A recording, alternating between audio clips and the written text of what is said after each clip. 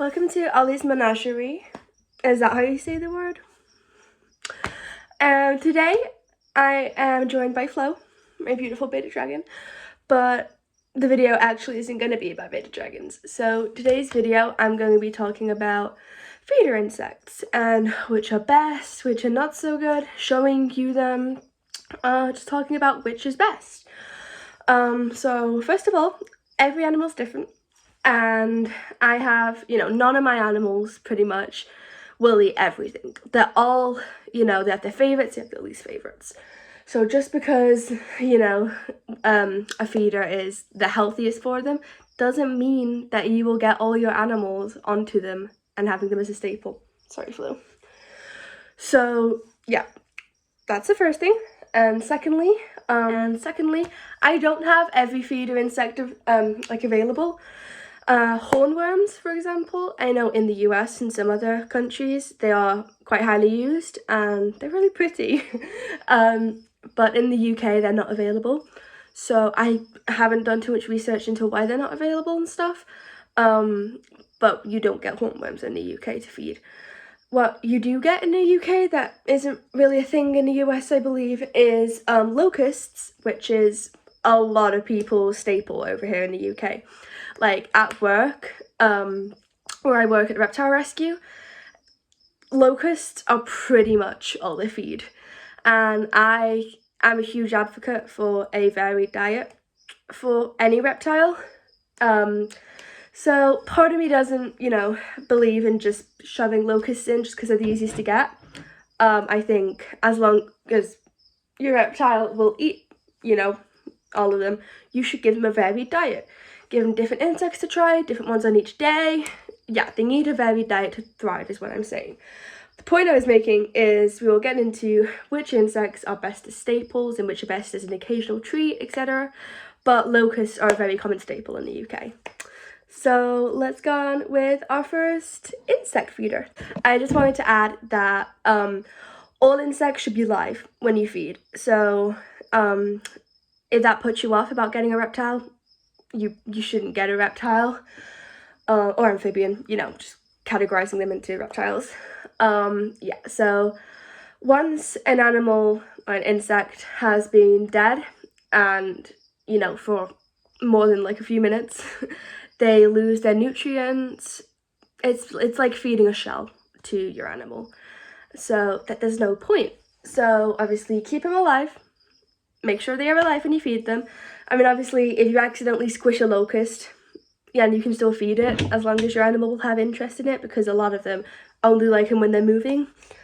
But yeah, I would not at all recommend the freeze-dried, like cans you can get of insects, or like never ever dried insects. Live is always the way to go.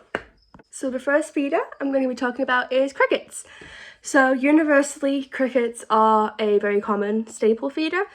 So they are quite high in protein and quite low in fat. So that's what you're looking for. They're quite low in calcium, but you should be dusting your food. I will make a video about supplements and vitamins, etc. But that's one of the downsides. So yeah, pros, they are high in protein, low in fat. They are quite fast, so they're sort of like skittering about, so that will attract the attention of your animal, especially if they're a little shy to feed. A lot of the time, a lot of movement will help, so crickets are good for that. Cons, they can smell if you don't maintain them properly. And another thing is, most of the time you will buy them as silent crickets, either silent black crickets or silent brown crickets or house crickets. Yes, they are silent for, a little while, but once they mature, they are not silent. I don't know if you can hear it, but right now in the room, coming from Flo's tank there, crickets. It's loud. When I used to have my tanks in my bedroom, it was horrible. But now they're in here, I can't hear it at night. So crickets are so fast, in fact, that it would be difficult for me to just hold one and show you. So I have just found one dead one in Flo's tank, so I will show that as an example. So you can see the size. Obviously you get them in different sizes, ranging from, they're called pinheads, which are teeny tiny, And then to adults or extra large, I don't know what they're called because I don't buy any of them. None of my animals need them or like them. So this is a mature medium. So I buy mediums at the minute for my mantises and Flo. And this is a little bigger than they are when you get them. But obviously this one has been, you know, hiding while she's been trying to eat it. So it's matured and then unfortunately died. I say unfortunately because she can't eat it, but I don't like crickets. So yeah, they are a little bit of a pain. They like to escape. So they're not my favorite at all for keeping, but they're very popular with a lot of animals. So yeah, crickets are a good staple. I wouldn't say they're the best staple, but they could definitely, you know, they could definitely be an everyday feeder for pretty much any reptile. So those are crickets. So the next feeder I'm going to be showing is locusts. Locusts. So as I said, they are not available everywhere. So this is a large one, just about alive, but decided to drown itself, so I don't think it's going to hop. So yeah, this is a large, or no, extra large, sorry. But it goes from extra large to adult, and an adult is actually considerably bigger than this. They're almost pinkish, they're actually quite pretty, and they have wings. I personally haven't seen any fly, but they have wings. So yeah, they are a good, like, that size, and that's about that size. So they are quite big. So yeah, this is a large, extra large. This is probably the size you would feed to an adult bearded dragon. I only buy these ones for Spud, my Pac-Man frog. But yeah, so locusts are great. They are my personal staple. Obviously, I do give a varied diet, but if I'm, you know, just going to toss some in on a busy day, it will be locusts. So they are less bitey than crickets, in my opinion, or my experience. Crickets, if you leave, these can, definitely, but if you leave crickets in, hungry crickets in with your reptile, sorry, all the lights, well, not all the lights, some of the lights are going off because it is their bedtime and they're on a timer. Yeah, if you leave hungry crickets in with your reptile, they will go for the reptile if the reptile is too weak to defend itself. Locusts don't do that as much. But what I have found with one of the chameleons where I work, those back legs, you can't see, it's kind of blurry, those back legs are kind of spiky.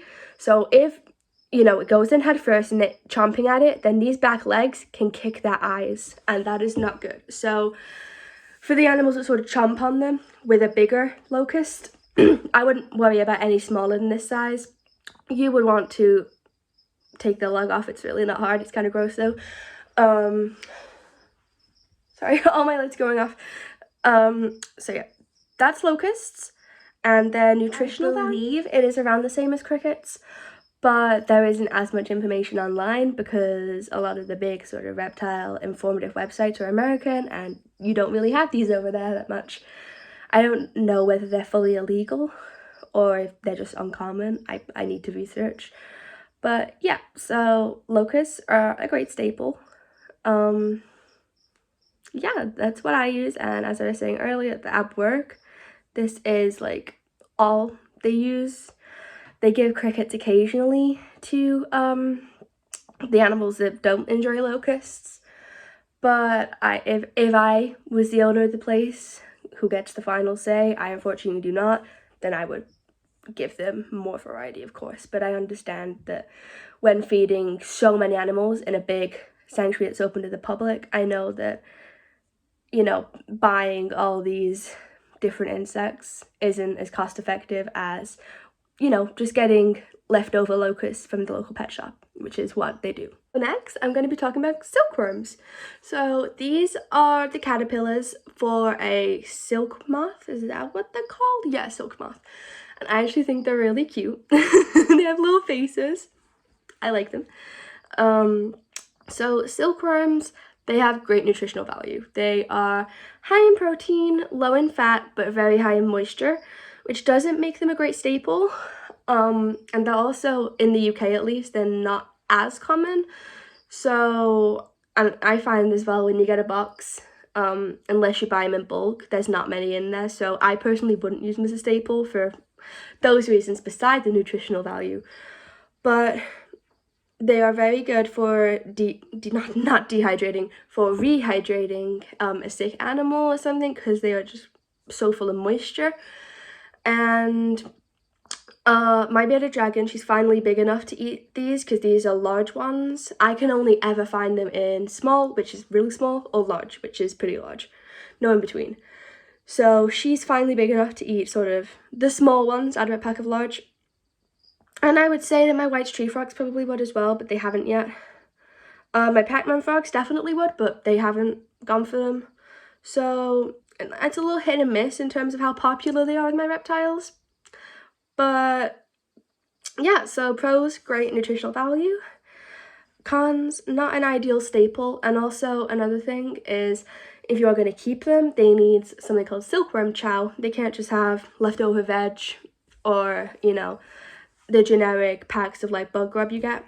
So it's this gross green stuff that stinks. So you would have to buy that in. It's a little more complicated keeping them alive, basically. So they are really cute. So yeah, that's silkworms. I really like, I keep just talking about them like they're a pet, but they are actually really cute, and they have like little suckers, little caterpillar basically. I mean, it is a caterpillar. So yeah, that's the silkworm. They have good nutritional value. I'm repeating myself.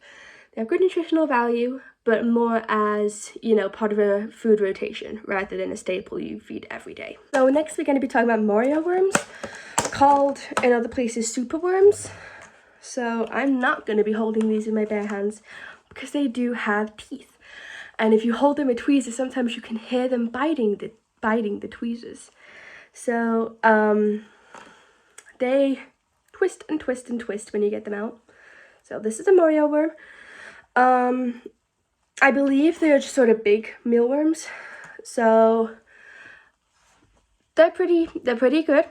So they are quite high in fat, so I would just use them as a treat. I just felt like something spray on me. When you say like fatty feeder insect, most people think waxworms, but these aren't far behind. So my Beardy Flo loves these. Like, she will just, yeah. So, with superworms or Morio worms, I always cut the heads off. So it sounds gross, and it is gross. Just get scissors and snip. Because I have heard horror stories. I don't know how true they are, so take it with a pinch of salt. But I've heard horror stories of them like biting your animal's insides after being ate. For my Pac-Man frogs, or at least Spud, because he's so big and hardy and just chomps it down, I doubt it would affect him. So I have fed him not beheaded ones before, but definitely Flo, and if I fed any to Daphne, I would remove the heads. So that's a Morio worm. Good as a treat. Not the best treat, to be honest. I mean, they're not my favourite feeder. It's just when I discovered how much Flo loves them, I started buying them. But yeah, Morio worms. Nice as a treat. Definitely not a staple. No, do not use them as a staple. They are fatty, and they're kind of an awkward size, where obviously a guide is the size of your feeder should be no bigger than the space, like in width, in between your animal's eyes. So length doesn't matter. But this just feels so big to be feeding to a little leopard gecko, you know? So it's an awkward size where I don't feel like anything smaller than like a juvenile bearded dragon could eat one. So my crested gecko isn't interested in bugs really, but even then I wouldn't feed him one of these, even though it is thinner than in between his eyes. I don't know, that's just my opinion. So Morio worms. So next we have mealworms. So mealworms are a lot of people's go-to when they first get a reptile without being too educated, because they're available at all pet stores, even, you know, the big chain stores that don't carry much reptile things. That didn't make sense. But mealworms, I'm sure everyone knows what a mealworm is and what it looks like. You know, you can buy dried ones to feed to birds everywhere and stuff like that. So sometimes you can even get them from supermarkets. So they are a very common feeder. But The thing about mealworms is they have a very tough shell. So it might not feel tough when you're like squishing it, but a lot of animals, particularly babies, find them quite hard to digest. So I would limit any mealworm intake, but especially for babies. Unfortunately, my Flo does love them, so I gave her one and now she's like, mealworms please. But I really try to not give her them because of that. Oh, I was gonna say I have none in this pack. If you look in your packs, you should find a couple that are like almost white, like this one. And that is like newly shedded or newly hatched, I don't really know. That is the only sort of kind you want to be giving to a young animal. So let me try and get one to compare. Is that dead? Yeah, it's dead. So you can sort of see the difference. So yeah, these you can feel in your hands, they're quite soft. I always dig around for the light coloured ones, obviously, to feed. So mealworms I would avoid, definitely not a staple. It's sad how many people use them as a staple without knowing this. And also besides the fact that they're hard to digest, their nutritional value isn't great. So yeah, I wouldn't be mad if you just completely eradicated these from the reptile community and, you know, didn't sell them in pet stores and stuff anymore, because they are kind of useless in terms of nutrition and stuff. Not useless. Your bearded dragon, well, not bearded dragon, I'm not focusing on them. Your animal will survive if you just feed them these, but they will not thrive at all. So yes, they may be the cheapest and the most accessible, but especially with a young one, I have found when I had my first ever leopard gecko, I was feeding mealworms unknowingly, and he would regurgitate them because they were difficult to digest, and he was just a tiny little leopard gecko. He was a baby. So there is proof that they are hard to digest. It's not just a rumor. So yeah, these, not a go-to. If your animal really likes them, then they're okay as a treat, or, you know, in part of a rotation of food, but they are not the best feeder. Change position because I did not want to sit on this stool anymore. So next up we have waxworms. So waxworms look like this, very soft. To my knowledge, you only get them in one size, or at least I've only ever found them anywhere in one size.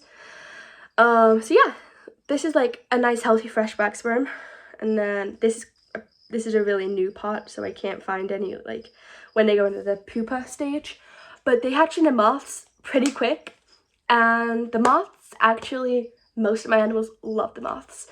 Daphne, my leopard gecko, is her absolute favourite food, waxworm moths. I forgot to say, mealworms hatch into beetles. Not as quick as these hatch into moths, but still fairly quick. And the beetles, I've never heard of any animal going anywhere near the beetles besides Daphne. She loves the beetles, but I asked at work, like, guys, does anyone's animals, you know, enjoy the beetles? They're like, no, they, you know, walk away from them. They, like, turn their nose up at them. But no, so they are edible.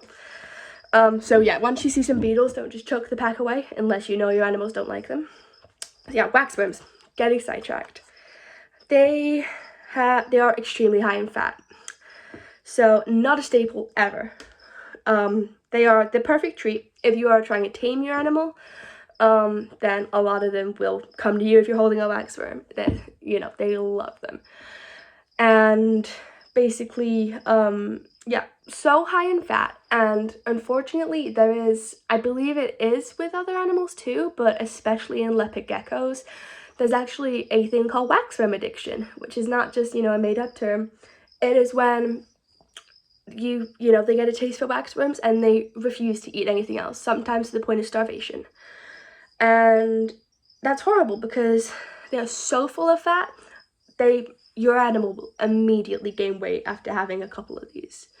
I mean, that's a little bit of an exaggeration, but if you feed just waxworms for a week, there will be a lot of weight gain, like just that fast. They are full of fat.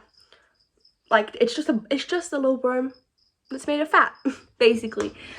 Their other nutritional values, you know, you can't really take them into the account because of the fat. So never a staple, but they are great. And if your animal's not eating, then as long as you're not risking waxworm addiction, these are great to get them back eating something, so especially if they're underweight. Obviously at that point that will be in a medical territory, so don't just, you know, ply them with waxworms to fix that issue. But yeah, so waxworms, they always come in these little tubs. I have bought Mario worms once before and they came in a tub like this, but these are the only ones really. They are pretty easy to keep alive, besides the fact that they turn into moths so readily. So just beware of that. My mom is terrified of moths. Like, though out of everything in this room, moths would terrify her the most. And she's pretty scared of a lot of things in this room. So when she first, you know, found out that these turn into moths so quickly, she was not happy. Obviously silkworms too, but I've never had that happen, and I don't know how easy that is to, you know, breed them. But yeah, these, yeah. So that's waxworms. Don't use them as a staple. But as a treat, absolutely, just watch how many you're giving. And as soon as there's a sign of your animal, you know, only eating these, even if they just, you know, refuse one locust or something, but then take one of these, that's when you want to stop, because then that is when you'll be getting into waxworm addiction territory. So I didn't know whether to count this one, but I'm just going to be talking about fruit flies. This is a pretty not that fresh pack. They normally do look a little better than this. But I didn't know whether to count it because obviously these are just for the animals that can't eat anything bigger. You know, pinhead crickets are really the only other very, very small type of fruit. So these are for my tiny mantises, and that is it. If I had dart frogs, which I hopefully will one day, then these could be ate by them. But yeah, so obviously these are kind of useless if you don't have anything that size. And I only have one mantis that size right now. So to add, there are flightless fruit flies as well. I don't believe that they mature to fly, or at least I haven't had them mature to fly, so take that with a pinch of salt. And now I just wanted to touch upon two staples that I actually don't have any of right now. So dubia roaches. They are perfect. I know a lot of people do not like roaches, so they are a fairly sizable roach. Obviously you get them in different sizes, but one of the cons with them is I find it very hard to find any smaller than like that. I've only ever been able to find the small ones online, which is okay if you normally order your food online, but I've never ever seen them in person. So yeah, dubia roaches. They have the best nutritional value around. So rich in nutrients, and they live forever. Crickets will die quite readily. Dubias, also, I'm not sure why Smudge's tank is the only one on. But, yeah, dubias live so long. I've had a tub that I had maybe a year, and they were still alive. They live forever, and they breed quite readily. I haven't had success because I've not been trying, but if you give them the right conditions, you will have a lot of dubias. So, yeah, they are perfect. If you can get a nice supply of them, and you can get them in the right sizes for your animals, they are the staple I would recommend. And now for the final one that I do not have any of is black soldier fly larvae, or also called, mostly in the UK, calciworms. So they are a great staple, but none of my animals I've ever had have ever liked them and had them. They're so unpopular.